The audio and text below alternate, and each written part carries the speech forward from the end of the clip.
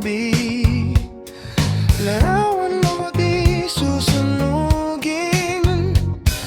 Kung pwede lang ulitin ang kahapon, ako'y babalik. Aayusin ang lahat, itatama ang di nararapat.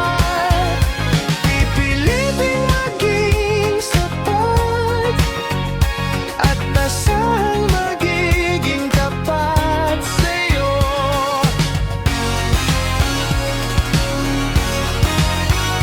Hindi gumawari na mawawala ka sa piling. Ang kahapon ay di na magbabalik.